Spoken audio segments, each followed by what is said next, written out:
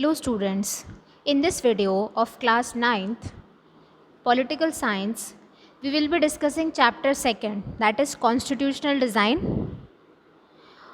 and today we will discuss democratic constitution in South Africa, struggle against apartheid. तो student हम सब ने democracy में क्या देखा था कि डेमोक्रेसी में रूलर्स फ्री नहीं होते हैं जो भी उनकी इच्छा है वो करने के लिए।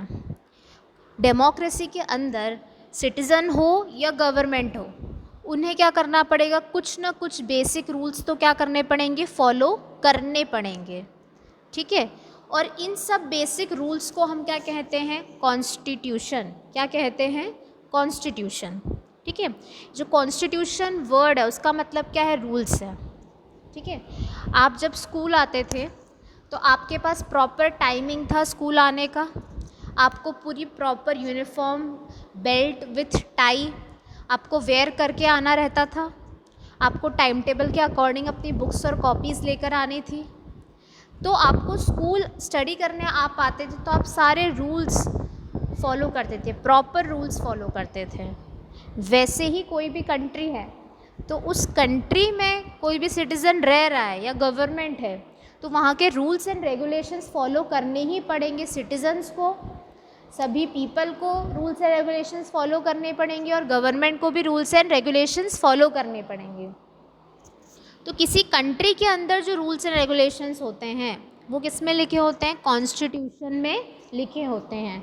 और हम इस चैप्टर में यही देखेंगे कि कॉन्स्टिट्यूशन कैसे बना, हमारे कॉन्स्टिट्यूशन का कॉन्स्टिट्यूशनल डिज़ाइन कैसा है। ठीक है, तो कोई भी कंट्री का सुप्रीम लॉ कौन सा है, सबसे ऊपर सबसे टॉप वाला लॉ कौन सा है, लॉ मतलब नियम, कौन सा है, कॉन्स्टिट्यूशन। अब कॉन्स्टिट्यूशन क्या बताता है, rights of the citizen, citizen के हक क्या है, जो पर्टिकुलर पर्सन्स किसी कंट्री में रह रहे हैं उनके हक क्या है, गवर्नमेंट की क्या क्या पावर है। ओके, और how the government should function, government को किस तरह से फंक्शन करना है, ये हम किससे समझेंगे, कॉन्स्टिट्यूशनल डिज़ाइन वाले चैप्टर से हम समझेंगे। ठीक है, तो हम कॉन्स्टिट्यूशन के बारे में पढ़ेंगे, कॉन्स्टिट्यूशन को कैसे ड्रॉन अप किया गया, कॉन्स्टिट्यूशन को कैसे बनाया गया। ठीक है, कॉन्स्टिट्यूशन में हम कुछ चेंजेस कर सकते हैं या नहीं कर सकते हैं ये हमें पता चलेगा। ठीक है, और हम ये किसके थ्रू पढ़ेंगे, साउथ अफ्रीका के कॉन्स्टिट्यूशन के थ्रू हम पढ़ेंगे। फिर साउथ अफ्रीका के कॉन्स्टिट्यूशन से हम इंडिया के कॉन्स्टिट्यूशन पर आएंगे। ठीक है, और उसके थ्रू हमें foundational values, conduct of citizens life और गवर्नमेंट का क्या रोल है वो हमें समझ में आएगा। तो सबसे पहले आज की वीडियो में हम क्या डिस्कस करेंगे, democratic constitution in south Africa. ठीक है, तो स्टोरी है। अब इस स्टोरी में विलन कौन है, साउथ अफ्रीका की गवर्नमेंट विलन है, और हीरो कौन है, नेल्सन मंडेला, और उसके जो भी सपोर्टर्स हैं वो हीरो हैं इस मूवी में, इस स्टोरी में। ओके, तो स्टोरी में ये है कि जो साउथ अफ्रीका है, साउथ अफ्रीका में उस टाइम पर क्या फॉलो किया जाता था, एपार्थाइड सिस्टम फॉलो किया जाता था। एपार्थाइड का मतलब क्या होता है, वो सिस्टम यहाँ जहाँ पर रेशियल डिस्क्रिमिनेशन हो रहा है ना। रेशियल डिस्क्रिमिनेशन का मतलब क्या हो रहा है, भेदभाव हो रहा है on the basis of colour of the skin, आपके स्किन के कलर के बेसिस पर क्या हो रहा है, भेदभाव हो रहा है। ठीक है, वाइट्स, ब्लैक और मिक्स्ड कलर के जो पीपल हैं वहाँ उनके बीच में भेदभाव हो रहा है। ठीक है, जिनका कॉम्प्लेक्शन डार्क है या जो मिक्स कलर के लोग हैं, ठीक है, उनके साथ गलत व्यवहार किया जा रहा है। ठीक है, उनको इक्वल अपॉर्चुनिटीज़ नहीं दी जा रही है एज वाइट्स। ओके, तो जो वाइट्स थे वो साउथ अफ्रीका में कैसे आए। ठीक है, वाइट्स मतलब यूरोपियंस। ठीक है, और ये जो वाइट यूरोपियंस थे वो 17th और 18th सेंचुरी में ट्रेड करने के लिए आए थे यूरोप से, और आर्म्स और फोर्सेस के साथ आए थे जो वाइट यूरोपियंस थे, और उन्होंने क्या करा, साउथ अफ्रीका को क्या करा, अक्वायर करा। ठीक है, और लार्ज नंबर ऑफ वाइट्स क्या हुए, कहाँ पर सेटल हो गए, साउथ अफ्रीका में आकर सेटल हो गए वाइट यूरोपियंस, और वो क्या बन गए, लोकल रूलर्स, वो लोकल रूलर्स बन गए। ओके, ठीक है। अब ये जो सिस्टम था एपार्थाइड का, उस सिस्टम ने क्या करा, डिवाइड कर दिया पीपल को, और उन्हें लेबल करा किस बेसिस पर, स्किन कलर के बेसिस पर। ठीक है, वहाँ के जो नेटिव लोग थे, साउथ अफ्रीका के रहने वाले लोग थे, कौन से कलर के थे, ब्लैक कलर के थे। ठीक है, और उनकी पॉपुलेशन कितनी थी, 3/4 पॉपुलेशन थी, वो कौन सी थी, ब्लैक। अब इन दो ग्रुप्स के अलावा वहाँ पर मिक्स्ड रेसेस के लोग थे। मिक्स्ड रेसेस के लोग एक तो वाइट हो गए, दूसरे ब्लैक हो गए, और अब कौन से हो गए, मिक्स्ड रेसेस के, जिन्हें हम क्या बोलते हैं, कलर्ड। वो कहाँ से आए थे, इंडिया से माइग्रेट होकर कहाँ आए थे, साउथ अफ्रीका में। ठीक है, अभी जो वाइट रूलर्स थे यूरोप के, उन्होंने ट्रीट करा वाइट्स को, नॉन वाइट्स को एज इन्फीरियर। मतलब ये जो कलर्ड लोग हैं और जो ब्लैक लोग हैं, उनको नीचा दिखाना चालू कर दिया, उनको गलत इन्फीरियर ट्रीट करने लग गए, कौन, वाइट रूलर्स। ठीक है, अभी जो नॉन वाइट थे उनके पास वोटिंग राइट नहीं था। ठीक है, और ये जो एपार्थाइड सिस्टम था वो क्या था, बहुत ऑप्रेसिव था, बहुत दबाता था ब्लैक्स को, ब्लैक्स के पास कोई राइट नहीं थे। ठीक है, उन्होंने क्या कर रखा था, बहुत सारे एरियाज़ ऐसे बना रखे थे जहाँ पर जो कलर्ड और ब्लैक्स हैं उनकी एंट्री ही नहीं है, केवल वाइट लोग ही वहाँ पर एंटर कर सकते हैं, और अगर उनको एंट्री भी लेनी है तो उन्हें पहले परमिशन लेनी पड़ेगी। ठीक है, और वो वाइट एरियाज़ में तभी काम कर सकते हैं ब्लैक और कलर्ड जब उनके पास क्या हो, परमिट हो। ठीक है, trains, buses, taxis, hotels, hospitals, schools, colleges, library, cinema halls, theatres, beaches, swimming pools, ये सब चीज़ें क्या थी, सेपरेट थी वाइट और ब्लैक्स की। ठीक है, सब चीज़ें अलग, वाइट के अलग है, ब्लैक की अलग है। तो वहाँ पर क्या फॉलो किया जा रहा था, सेग्रीगेशन, अलग अलग, वाइट के लिए अलग है, ब्लैक के लिए अलग है।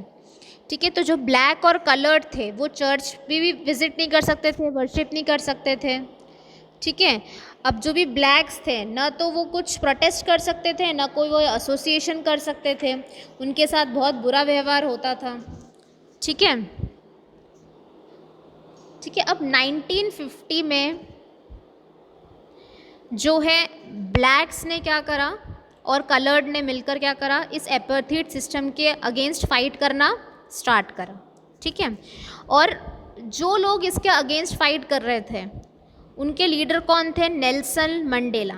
ओके, नेल्सन मंडेला और उनके जो भी सपोर्टर्स थे। ओके, और उन्होंने प्रोटेस्ट करना स्टार्ट करा, फाइट करना स्टार्ट करा। ठीक है, और वो लोग गवर्नमेंट के अगेंस्ट काम कर रहे थे, नेल्सन मंडेला और उनके फ्रेंड्स, उनके जो भी सपोर्टर्स थे। तो जो गवर्नमेंट थी, कहाँ की गवर्नमेंट, साउथ अफ्रीका की गवर्नमेंट ने ट्रेसन के लिए, ट्रेसन मतलब देशद्रोह, ट्रेसन मतलब देशद्रोह, देशद्रोह के लिए लाइफ इम्प्रिजनमेंट मतलब लाइफ लॉन्ग जेल की सज़ा दी। किसे, नेल्सन मंडेला को और उनके सपोर्टर्स को, क्योंकि वो क्या कर रहे थे, एपार्थाइड को अपोज कर रहे थे। ठीक है, एपार्थाइड को वो अपोज कर रहे थे, इसलिए उन्होंने उन्हें 28 ईयर्स तक क्या कर दिया, जेल में डाल दिया। किसने, गवर्नमेंट ने, और उन पे चार्ज क्या लगाया, ट्रेसन मतलब देशद्रोह का। ये गवर्नमेंट के अगेंस्ट बोल रहे हैं इसलिए इनको जेल में डाल दो। ठीक है, ठीक है, फिर 1950 से जो ब्लैक और कलर्ड थे वो फाइट कर रहे थे एपार्थाइड सिस्टम के अगेंस्ट। उन्होंने बहुत सारी प्रोटेस्ट करी, मार्च करी, स्ट्राइक करी, और ये सब कौन सी पार्टी के अंडर हो रहा था, अफ्रीकन नेशनल कांग्रेस के अंदर। ठीक है, ये अम्ब्रेला ऑर्गेनाइजेशन थी जिसके अंडर सारी पॉलिसीज़, ठीक है, सारा स्ट्रगल चल रहा था इस सेग्रीगेशन वाली पॉलिसी के अगेंस्ट। ठीक है, इसके अंदर बहुत सारे वर्कर्स यूनियन थे, कम्युनिस्ट पार्टी थे, बहुत सारे सेंसिटिव वाइट्स, मतलब जो वाइट समझदार हैं, ठीक है, जिन्हें समझ आता है, जो अच्छे वाइट्स थे, वो भी किसके सपोर्ट में थे, ANC के सपोर्ट में थे, अफ्रीकन नेशनल कांग्रेस के सपोर्ट में थे। उन्हें पता था कि एपार्थाइड सिस्टम सही नहीं है, ये गलत है। ठीक है, तो वो भी अपार्थाइड सिस्टम को क्या कर रहे थे, अपोज कर रहे थे। ठीक है, और बहुत सारी कंट्रीज़ भी फिर बोलने लग गई थी कि अपार्थाइड सिस्टम क्या बहुत गलत है, अनजस्ट है और रेसिस्ट है। ठीक है, लेकिन फिर भी जो वाइट रेसिस्ट गवर्नमेंट थी फिर भी वो क्या कर रही थी, टॉर्चर कर रही थी, किल कर रही थी थाउजेंड ऑफ ब्लैक और कलर्ड पीपल को। ओके, ठीक है, फिर towards a new constitution. Okay, फिर हुआ क्या, जैसे जैसे प्रोटेस्ट और स्ट्रगल आगे बढ़ते गए, ठीक है, तो गवर्नमेंट को रियलाइज़ होने लग गया कि अब वो ब्लैक्स को और नहीं दबा सकते, वो ब्लैक्स को और रिप्रेस नहीं कर सकते। ठीक है, इसलिए जो वाइट रेजिम थी, मतलब जो गवर्नमेंट थी साउथ अफ्रीका की, उन्होंने क्या बोला, हम पॉलिसी को चेंज करेंगे। ठीक है, और उन्होंने डिस्क्रिमिनेटरी लॉज क्या कर दिया, ख़त्म कर दिया। ठीक है, इतना प्रोटेस्ट हुआ, इतना अपोजिशन हुआ कि फाइनली जो गवर्नमेंट थी उसको अपनी डिस्क्रिमिनेटरी लॉज को चेंज करना पड़ा।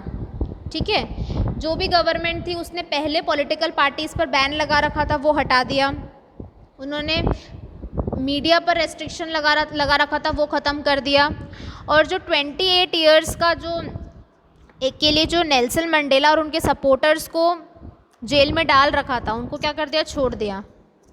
ठीक है, और वो फ्री मैन हो गए। ठीक है, 26 अप्रैल 1994 में ना, ये डेट आपको याद रखनी, 26 अप्रैल 1994 को एक नया national flag of Republic of south Africa लहराया गया। ठीक है, अब उस दिन एक नई डेमोक्रेसी का जन्म हुआ।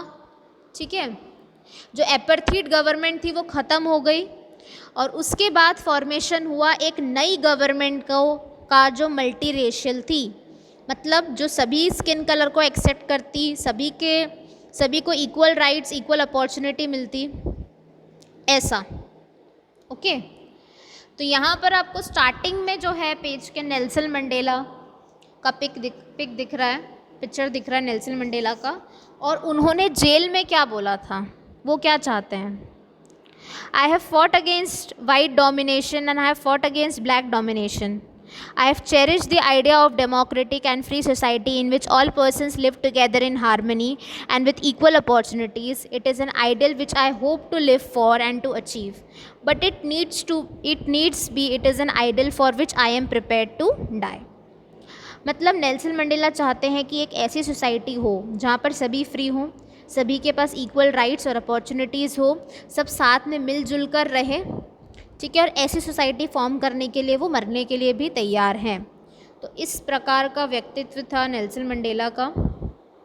ओके, तो यहाँ पर जो नई गवर्नमेंट फॉर्म हुई, जो मल्टी रेशियल गवर्नमेंट थी, उसका फर्स्ट प्रेसिडेंट किसे बनाया गया, मतलब first president of south Africa कौन बने, नेल्सन मंडेला।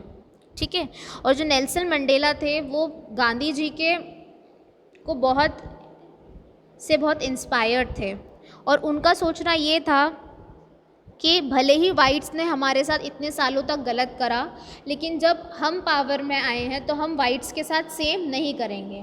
ठीक है, अगर सामने वाले ने गलत करा और हमने भी गलत करा तो हम में और उनमें डिफरेंस क्या रहा। इसलिए नेल्सन मंडेला ने कहा कि अब वो क्या करेंगे, सबको समान अधिकार देंगे, इक्वल राइट्स, इक्वल अपॉर्चुनिटी देंगे, मतलब ब्लैक्स, वाइट और कलर्ड साथ में मिलकर काम करेंगे, हार्मनी के साथ रहेंगे, एक अच्छी डेमोक्रेसी इस्टेब्लिश करेंगे। ठीक है, और उन्होंने रिक्वेस्ट करी अपने फेलो ब्लैक्स से, क्या रिक्वेस्ट करी कि आपके साथ जो भी गलत हुआ है अभी तक उसके लिए आप वाइट्स को माफ़ कर दो। ठीक है, और इन सब के बाद सब ने साथ में मिलके, वाइट्स, ब्लैक और कलर्ड ने साथ में मिलके कुछ रूल्स एंड रेगुलेशंस बनाए, यानी कि कॉन्स्टिट्यूशन बनाया, साउथ अफ्रीका का बनाना स्टार्ट करा। Okay, historical enemies succeeded in negotiating a peaceful transition from apartheid to democracy exactly because we were prepared to accept the inherent capacity for goodness in the other. My wish is that South Africa never give up on the belief in goodness, that they cherish that faith in human beings is the cornerstone of our democracy. मतलब human being के अंदर की goodness कभी ख़त्म नहीं होनी चाहिए. ठीक है, जो विश्वास है ह्यूमन बीइंग्स में वो कभी ख़त्म नहीं होना चाहिए. ठीक है, after the emergence of the new democratic south Africa, जो नई डेमोक्रेटिक साउथ अफ्रीका आई, तो जो ब्लैक लीडर्स उन्होंने क्या करी, अपील करी दूसरे ब्लैक से कि वो फॉरगिव कर दे, माफ़ कर दे वाइट्स को उनकी गलत व्यवहार के लिए जब वो पावर में थे। ठीक है, उन्होंने बोला हम एक नया साउथ अफ्रीका बनाते हैं जो किस पर बेस्ड हो, इक्वालिटी पे बेस्ड हो, है ना, मैन और वुमेन को समान अधिकार हो, स्किन कलर पे कोई भेदभाव न हो, डेमोक्रेटिक वैल्यूज़ हो, सोशल जस्टिस हो, ह्यूमन राइट्स हो। ठीक है, the party that rule through operation and brutal killings and the party that get the freedom struggle set together to draw up a common constitution. मतलब वो party जिसने गलत करा, दबाया, ऑपरेस करा, मारा, उस वो पार्टी भी, और जिस पार्टी ने स्ट्रगल करा, जिसने प्रोटेस्ट करे, वो पार्टी, दोनों ने मिलकर क्या बनाया, एक नया कॉन्स्टिट्यूशन। और 2 इयर्स तक उन्होंने क्या करा, डिस्कशन करा। 2 ईयर के डिस्कशन के बाद, 2 इयर्स के डिस्कशन के बाद वो लोग ने वर्ल्ड का एक फाइनेस्ट कॉन्स्टिट्यूशन बनाया। कॉन्स्टिट्यूशन का मतलब किसी भी कंट्री के रूल्स एंड रेगुलेशंस। ठीक है, कॉन्स्टिट्यूशन क्या करता है, किसी भी कंट्री के सिटीज़न को राइट देता है, हक देता है। ठीक है, उन्होंने साथ में मिलकर प्रॉब्लम का सल्यूशन ढूंढा। ठीक है, किसी को भी अलग नहीं रखा गया, किसी के साथ भी बुरा व्यवहार नहीं किया गया, हर एक पर्सन पार्ट बना सल्यूशन का। ठीक है, और ये रिप्रेजेंट क्या करता है, जो प्रीएम्बल है साउथ अफ्रीका के कॉन्स्टिट्यूशन का, वो इस इमोशन को शो करता है। ओके, जो साउथ अफ्रीकन कॉन्स्टिट्यूशन है वो इंस्पायर करता है डेमोक्रेट्स को ऑल ओवर द वर्ल्ड। ठीक है, a state denounced by the entire world till recently as the most undemocratic one is now seen as the model of democracy। जहाँ पहले ये जो कंट्री थी बहुत अनडेमोक्रेटिक थी, अब क्या हो गई, डेमोक्रेटिक हो गई। ठीक है, क्योंकि यहाँ पर सब साथ में मिलकर काम कर रहे थे। उन्होंने ट्रांसफॉर्म कर दिया बिटर एक्सपीरियंसेस को किसमें, binding glue of a rainbow nation. Rainbow nation मतलब जहाँ पर हर तरह के लोग साथ में मिलजुल कर रह रहे हैं। ठीक है, speaking on the south African constitution, Mandela ने क्या बोला, the constitution of south Africa speaks of both the past and the future. ठीक है, कॉन्स्टिट्यूशन जो है साउथ अफ्रीका को पास्ट के बारे में बताता है और फ्यूचर के बारे में भी बताता है। On one hand it is a solemn pact in which we as South Africans declare to one another that we shall never permit a repetition of a racist, brutal and repressive past. मतलब हम वादा करते हैं कि जो गलत व्यवहार हुआ था, जो ब्रूटल निर्दयी व्यवहार किया गया था, वो पास्ट का कभी रिपीट नहीं होगा। But it is more than that, गलती जो पुराने समय में करी है वो तो रिपीट हम कभी नहीं करेंगे, लेकिन उससे आगे हम अपनी कंट्री को क्या करेंगे, ट्रांसफॉर्म करेंगे। ठीक है, it is also a charter for the transformation of a country into one which is shared by all it's people. सब लोग साथ में मिलजुल के रह रहे हैं। ठीक है, a country which is in the fullest sense belongs to all of us, black, white, women and man. किसी के बीच में कोई भेदभाव नहीं। तो इस तरह से साउथ अफ्रीका में कॉन्स्टिट्यूशन फॉर्म किया गया। I hope that through this video you understood clearly about the democratic constitution in south Africa कैसे आया। ओके, आप पिक्चर्स भी देख सकते हैं। Okay, thank you.